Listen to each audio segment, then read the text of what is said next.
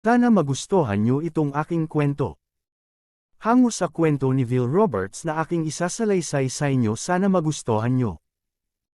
Bullies and Lovers Boys. Heaven on Earth. Kabanata 1. Panalo na naman tayo. Ang galing talaga natin, malakas na sabi ni Ramon. Nakangiti si Marjoven sa sinabi ng kaibigan. Naglalakad sila pauwi sa street kung saan naroon ang mga bahay nila. Naging biro na nga nila na tawagin ang street na iyon akala pogi dahilang katwiran nila, pulos naman sila pogi. Nakita nyo ang mukha ni Baldo. Ang pangit talaga, tapos pikan pa siya, sabi ni Nicolo na nasa mukha ang disgusto. Nagtawanan sila dahil sa komento nito. Sa kanilang magkakaibigan, ito ang pinakamagaling manlay. Pagliko nila sa kanto ay pare or eho silang natigilan. Naroon si Baldo kasama ang mga kaibigan nito.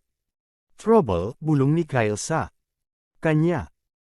Pamaling siya rito at nagkibit-balikat, malamang ay tama ito dahil walang laban sa basketball ang nagtatapos sa basketball court kapag sina Baldo ang kalaban nila.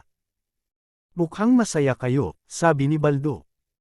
Siyempre naman nanalo kami, angas na sabi ni Christian.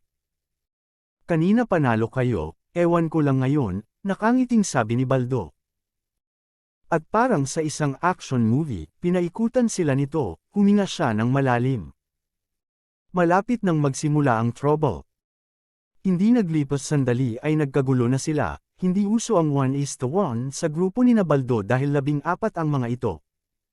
Samantala ng 7 lang sila. Pero hindi rin uso sa kanila ang tumakbo, lalo na kung sina Baldo ang kalaban.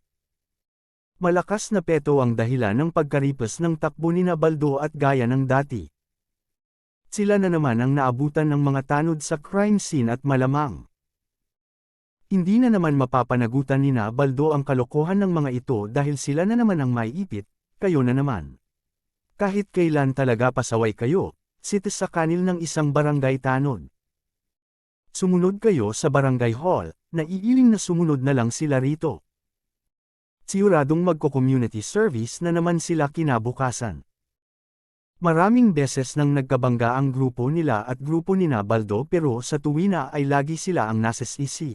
May favoritism talaga ang mga tao rito, bulong ni Marlon sa kanya. Hayaan nyo na sila. Malinis naman ang konsyensya natin, sabad ni Edison. Hindi mapigilan ni Marjoven na sumang-ayon kay Edison. Tama ito, malinis ang konsyensya nila.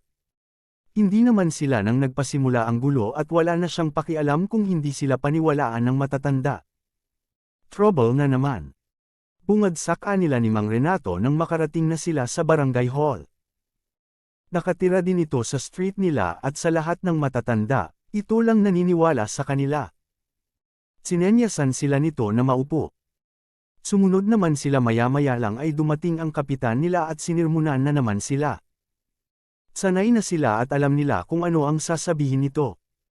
Pamangkin nito si Baldo kaya walang saysay na sabihin nila na ang pamangkin nito ang nagpasimula ng lahat. Maraming salamat sa lahat, share, like and subscribe.